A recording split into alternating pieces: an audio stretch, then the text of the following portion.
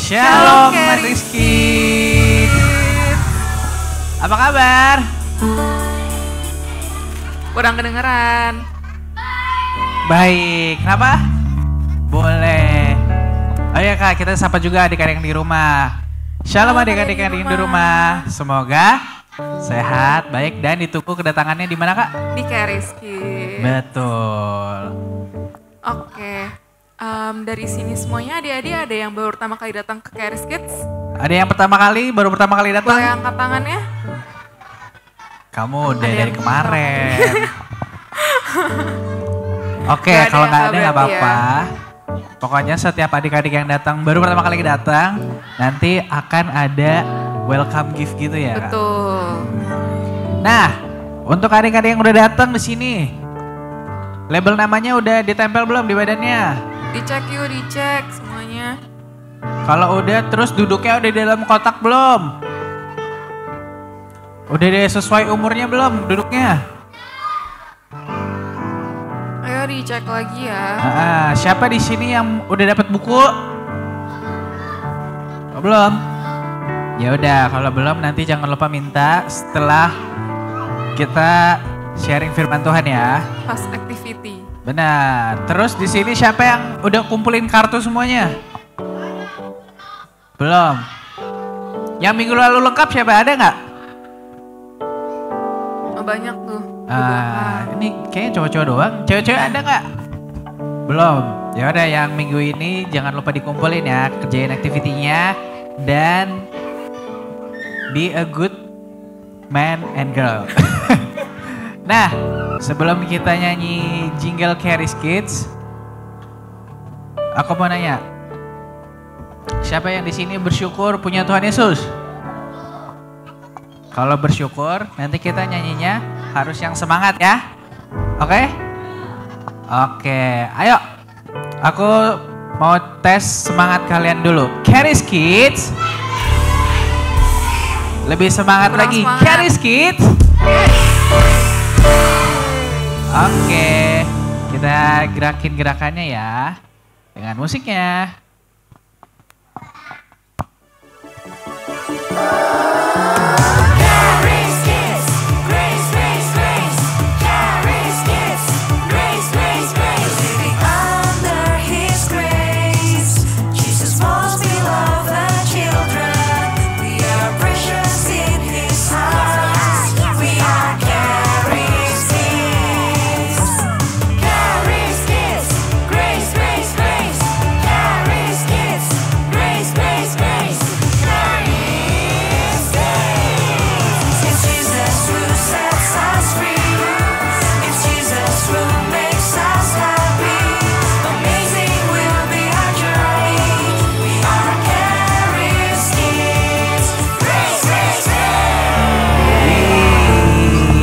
Coba aku mau coba semangat kalian lagi. Caris Kids.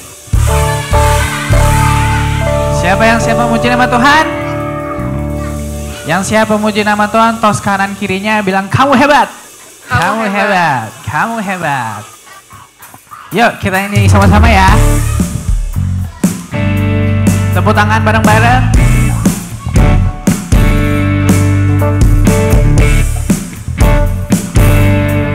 Kasih suara yang terbaik buat Tuhan Yesus. Mari kawan semua menari buat Tuhan. Tak perlu kamu ragu atau juga malu. Sekarang ini waktunya memuji Sang Raja. Rayakan kebaikannya, bersukacitalah. Mari kawan semua menari buat Tuhan. Tak perlu kamu ragu atau juga malu. Sekarang ini waktunya memuji Sang Raja. Rayakan kebaikan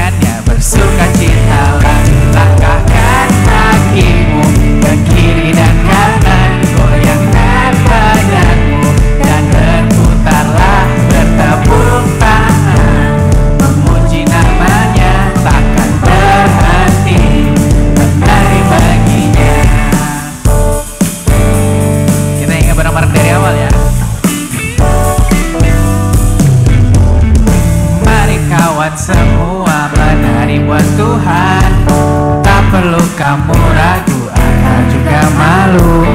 Sekarang ini waktunya memuji sang raja. Rayakan kebaikannya, bersukacitalah. Langkahkan kakimu ke kiri dan kanan, goyangkan badanmu dan berputarlah, bertepuk tangan, memuji namanya, takkan berhenti menari baginya. Langkahkan kakimu ke kiri dan kanan, goyangkan badanmu dan berputarlah, bertepuk tangan, memuji namanya, takkan berhenti menari baginya. Percayalah pada janjinya, percayalah pada janjinya, dia setia akan kasihnya. Percayalah pada kuasanya, tinggikan namanya. Percayalah, percayalah pada janjinya, dia setia pada kasihnya. Percayalah pada kuasanya, tinggikan namanya. Langkahkan kakimu, langkahkan kakimu ke kiri dan kanan, goyangkan badanmu dan berputarlah, bertepuk tangan, memuji namanya, takkan berhenti menari baginya. Langkahkan kakimu ke kiri dan kanan, goyangkan badanmu dan berputarlah, bertepuk tangan, memuji namanya, takkan berhenti menari baginya, takkan berhenti menari baginya. Berikan tepuk tangan buat Tuhan Yesus. Siapa yang masih semangat memuji nama Tuhan? Yang siap memuji nama Tuhan, teriakin haleluya. Lebih semangat lagi, haleluya. Let's go, kita nyanyi Sing for Jesus.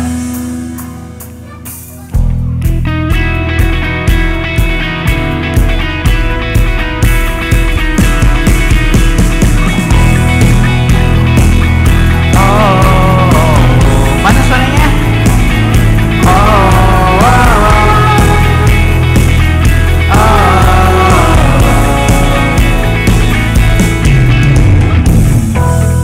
Jesus is my Lord and King.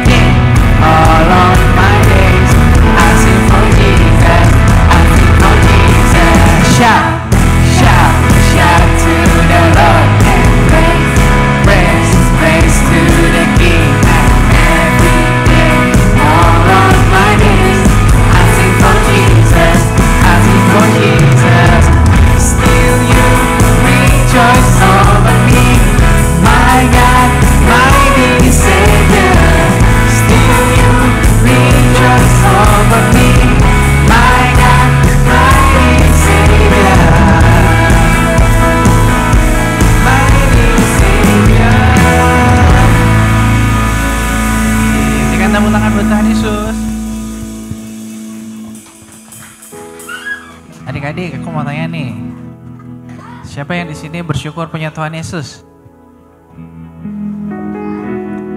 Siapa yang percaya kalau Tuhan Yesus selalu menuntun kita? Aku. Yuk yang sama-sama mengucap syukur karena Tuhan Yesus baik. Tuhan Yesus selalu ada, selalu buat kita. Kita mau lipat tangannya. Tutup matanya. Ikutin aku berdoa ya. Tuhan Yesus, terima kasih atas kebaikan-Mu buat kami. Kami boleh berkumpul di Charis Kids untuk beribadah, memuji, memuliakan nama-Mu. Sebentar, kami ingin mendengarkan firman-Mu. Tuhan berikan kami hati yang siap untuk mendengarkan firman dalam nama Tuhan Yesus. Haleluya. Amin. Tetap angkat tangannya. Gak ada lagi yang bercanda.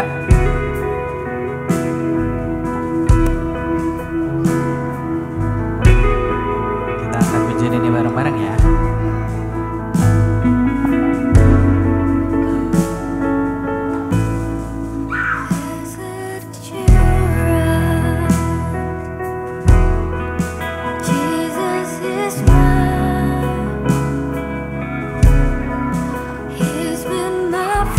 Man in the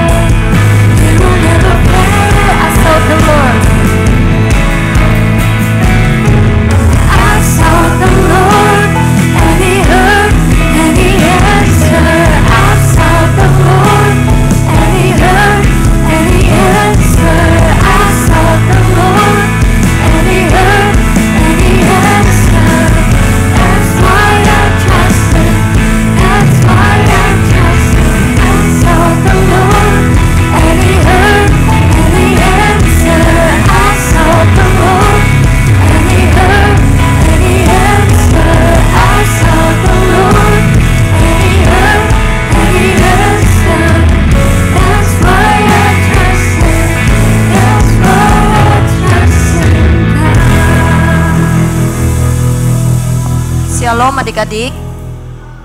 Yuk kita mau perjamuan dulu yuk. Untuk adik-adik yang di rumah, siapkan elemennya, crackers dan sirupnya ya. Yuk, ayo dedek, sek, ayo kakak. Udah? Semua? Yuk kita angkat tinggi-tinggi tubuh Kristusnya, yuk. Terima kasih Bapa untuk pengorbananmu di atas kayu salib. Inilah tubuh Kristus yang tertikam, tertombak di atas kayu salib. Tubuhmu Bapa menyembuhkan, memulihkan, memberikan kami tubuh yang sehat, kuat, cerdas, dan berhikmat. Terima kasih Bapa di surga, inilah tubuh Kristus. Ayo kita makan sama-sama.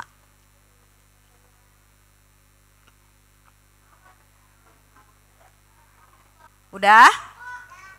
Nah yuk, sama-sama kita angkat darah Kristus. Yuk, sama-sama ya kita doain ya.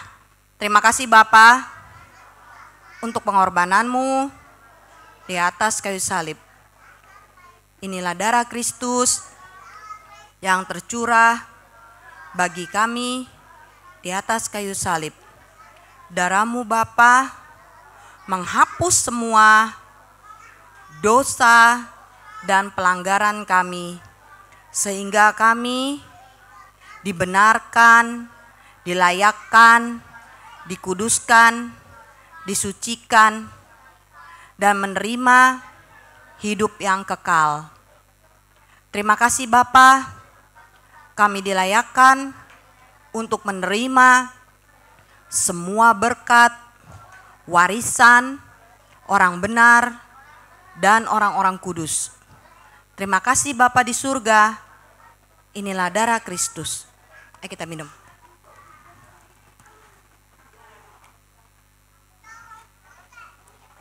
Yuk, nih hari ini kita mau belajar firman lagi ya. Nah, masih inget gak sih tema gereja kita? Kepinter, possessing your, apa itu artinya?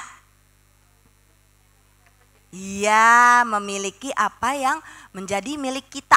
Memiliki, mengambil apa yang menjadi warisan milik kita. Ini dia, possessing your possession.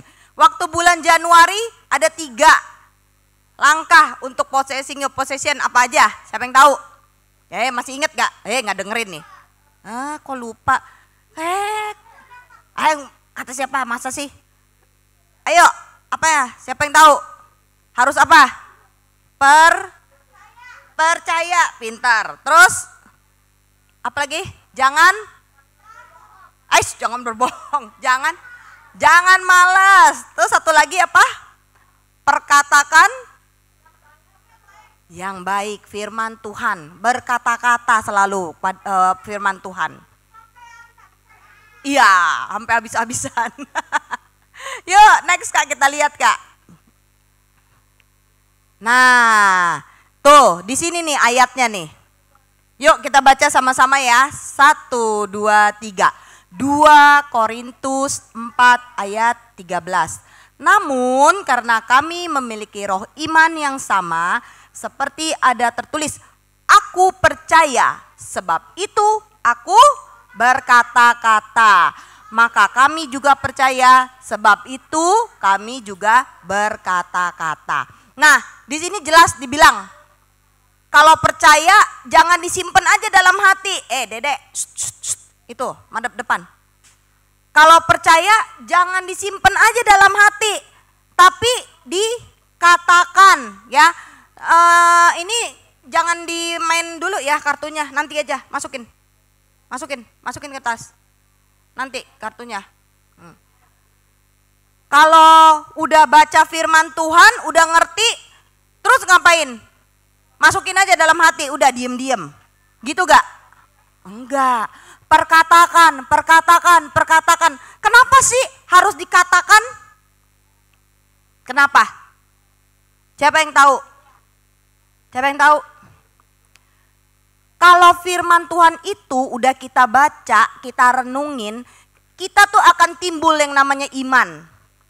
Kalau iman itu udah timbul dan kita perkatakan, maka iman itu apa yang kita katakan menjadi rema. Rema apa? Nah, siapa yang tahu rema? Rema apa? Siapa yang tahu? Rema itu adalah firman Tuhan. Firman Tuhan yang menjadi nyata dalam kehidupan kita ketika kita perkatakan. Maka firman itu akan melakukan apa yang kita katakan di dalam hidup kita. Itu namanya rema. Apa tadi rema? Rema itu firman Tuhan yang menjadi nyata dalam kehidupan kita. Jadi pas kita baca, kita renungin, kita perkatakan terus. Maka dia akan jadi nyata dalam kehidupan kita. Contoh, siapa yang tahu tadi malam hujan? Banjir. Masa sih banjir? Di mana? Oh, di sini. Tadi malam tuh hujan. Waktu hujan tuh kadang-kadang suka ada petir kan? Jeder, jeder, jeder. Pasti banyak yang takut. Takut gak? Enggak takut, pintar. Siapa yang masih takut dengar-dengar petir?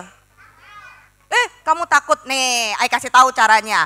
Ketika kamu dengar petir takut, jeder. Kamu ingat firman Tuhan ini di Mazmur 3 ayat 5. Aku berbaring dan aku tidur dan aku bangun sebab tangan Tuhan yang menopangku. Itu artinya apa?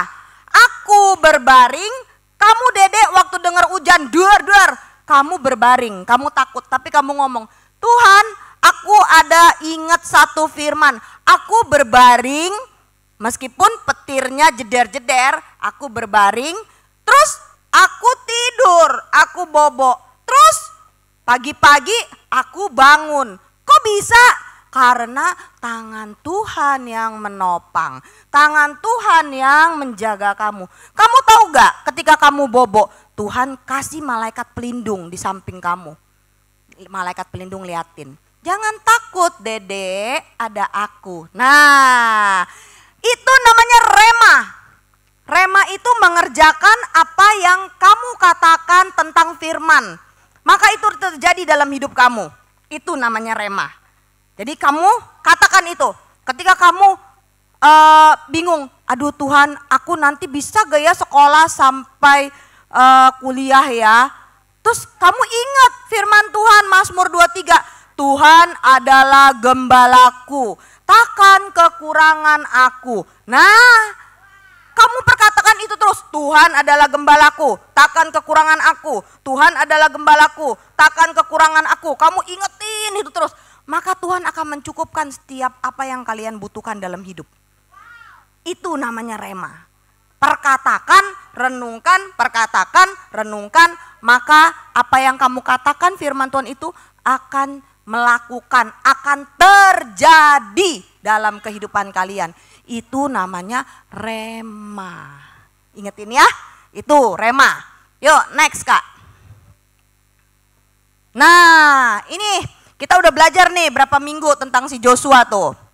Allah telah memberikan tanah perjanjian buat bangsa Israel, di mana semua yang mereka butuhkan sudah tersedia. Tetapi mereka harus maju dan menjalani semua tanah itu terlebih dahulu. Jadi ketika Tuhan kasih tanah ini buat bangsa Israel, tanah perjanjian, Tuhan gak bilang begini, udah kamu diem-diem aja duduk, nanti tanahnya dikasih. Enggak. Tuhan bilang apa? Maju, injak tanahnya, dudukin, kelilingin semua area itu, jalanin. Maka semua itu akan diberikan kepadamu. Itu namanya gak boleh apa? Malas. Harus bekerja, harus mau melakukan perintah Tuhan. Jangan males. Nah, iya kalau males gak dapet. Next Kak. Lihat di sini. Ada satu perintah Kak, slide-nya Kak.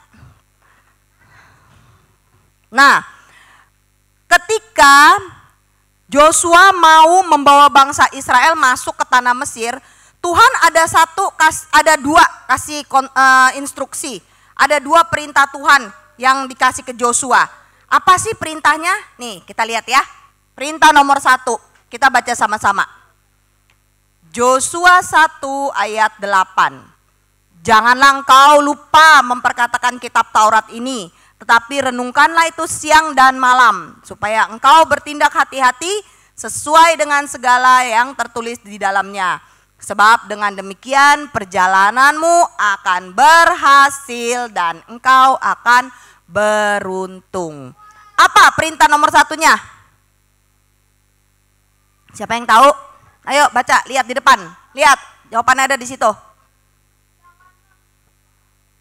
Apa?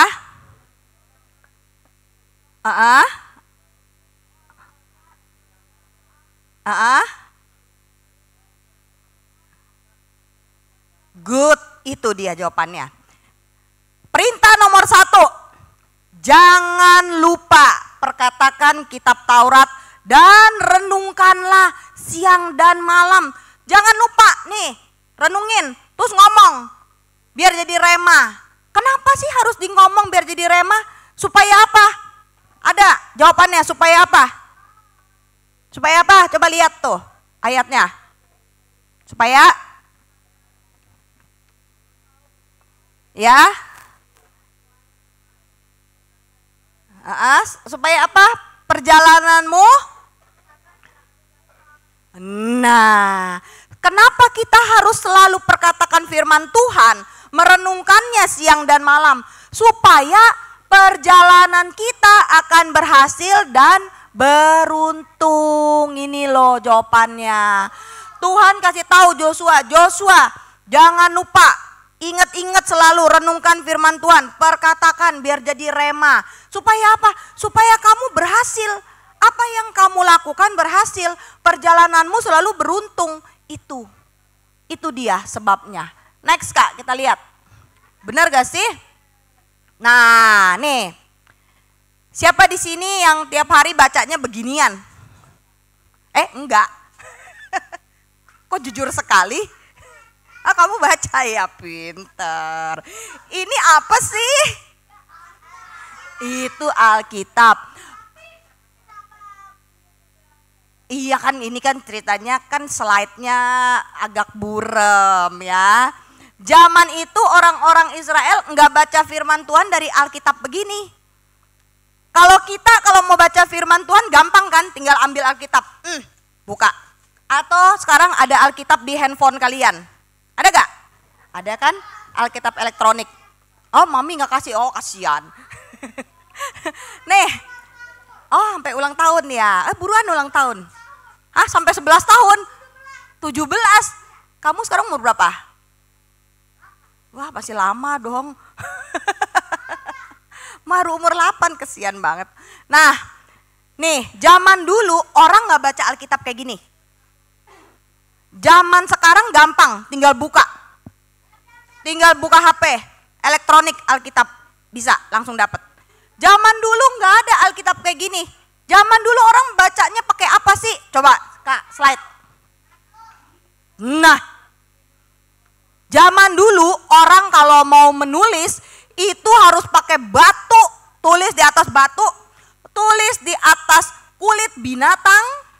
Jadi kulit binatang yang udah dipotong, kulitnya diambil, digosok sampai halus, baru bisa ditulis. Atau enggak di atas daun. Di atas daun juga bisa. Nah, kalau waktu firman 10 perintah Allah ditulisnya di mana? Di batu. Karena Tuhan sendiri tangannya yang nulis dari atas. Iya, Tuhan nulis langsung dari atas, di atas batu. Jadi 2 loh batu gede di bawah Musa turun. Nah, tapi bangsa Israel nulisnya dulu pakai apa? Kalian tahu gak ini apa? Ini namanya kertas papirus. Nah, papirus itu sejenis tanaman. Jadi dia itu kayak bambu tapi kecil-kecil segini-segini, papirus. Paling tumbuhnya segini. Nah, gimana cara buatnya? Itu diambil, batangnya dibelah, ya. Nanti semua ditumbuk tuh. Jadi banyak batang ditumbuk, sampai jadi kayak bubur. Terus dikasih, mungkin dikasih perekat atau apa, Ai juga kurang tahu ya. Terus nanti dicetak, terus dijemur. Sampai dia kering, baru diasah, diamplas sampai putih. Nah, sampai kayak begini. Baru ditulis di atasnya. Ini dia nih, kertas papirus nih, banyak nih diketemukan. Alkitab itu perintah firman banyak diketemukan di kertas papirus. Kalau kalian ke Israel, ada satu wilayah namanya Qumran. Nah, di Qumran itu banyak diketemukan kitab-kitab kayak begini. Jadi mereka simpen di Qumran situ, banyak nih kitab-kitab papirus. Jadi ini bukan 10 perintah Allah ya. Kalau 10 perintah Allah tuh ditulisnya di batu. Yang lain-lain yang di kertas papirus ini adalah perintah-perintah Allah yang lain. Seperti kitab raja-raja, hakim, segala macam. Nah, ini adanya di papirus nih. Diketemuinnya di papirus, ya. Itu dia. Nah, next Kak. Nah, ini dalam bahasa Ibrani, kitab-kitab yang diketemukan itu namanya disebut Torah. Tapi dalam bahasa Indonesia kita mengenalnya dengan kitab Taurat. Ya, dari kitab Kejadian sampai Maliaki itu kitab Taurat. Ini dia nih. Nih yang diketemuin nih, banyak. Ya, next Kak. Nah, tuh. Sekali lagi Tuhan bilang, Joshua 1 ayat 8, jangan engkau lupa memperkatakan kitab Taurat ini. Kitab Taurat maksudnya tuh yang tadi perintah-perintah aku. Tetapi renungkanlah itu siang dan malam. Supaya engkau bertindak hati-hati sesuai dengan segala yang tertulis di dalamnya. Sebab dengan demikian perjalananmu akan berhasil dan beruntung. Kalau untuk kita boleh gak sih, sama gak sih perintahnya Kak? Next Kak, coba. Nah, Tuhan memberikan instruksi untuk merenungkan firman-Nya siang dan malam. Supaya apa? Supaya ketika kita renungkan siang dan malam perintahnya, kita percaya, iman timbul. Terus apa? Kita mengingat janji-janjinya. Maka firman itu yang akan mengerjakan segala sesuatunya sehingga perjalanan kita berhasil dan beruntung. Menjadi rema dalam kehidupan kita. Kak, slide berikutnya Kak. Terus ada satu lagi nih perintah Tuhan nih buat Joshua. Tadi kan 2 kan, yang tadi udah kan, renungkanlah siang dan malam, perkatakan. Yang satu lagi apa nih perintahnya? Yuk kita lihat yuk. Joshua 1 ayat 6 sampai dengan 7. Kuatkanlah dan teguhkanlah hatimu, sebab engkaulah yang akan memimpin bangsa ini memiliki negeri yang kujanjikan. Dengan bersumpah kepada nenek moyang mereka untuk diberikan kepada mereka. Hanya kuatkan dan teguhkanlah hatimu dengan sungguh-sungguh. Apa perintah yang nomor 2? Apa perintah yang nomor 2? Apa? Coba lihat di depan, perintah nomor 2 apa? Good. Kuatkan dan teguhkanlah hatimu. Kalian tahu gak? Kata kuatkan dan teguhkanlah hatimu di dalam kitab Joshua itu ada 4 kali disebut sama Tuhan. Ada 4 kali. Joshua 1 ayat 6, 7, 9, dan 18. Itu jelas-jelas disebut kuatkanlah dan teguhkanlah hatimu. Ada 4 kali kata ini. Kenapa sih Tuhan suruh kuatkan dan teguhkan hati? Next Kak. Lihat ya, kenapa Tuhan suruh Joshua menguatkan hati dan meneguhkan hati. Ketika bangsa Israel mau masuk ke tanah perjanjian, kalian tahu gak? Jangan gadget. Kalian tahu gak, di dalam kota itu ada bangsa aslinya. Siapa bangsa aslinya? Ada bangsa Filistin, ada suku Enak yang raksasa-raksasa, ada bangsa siapa lagi tuh? Banyak. Itu mereka ada di dalam negeri itu.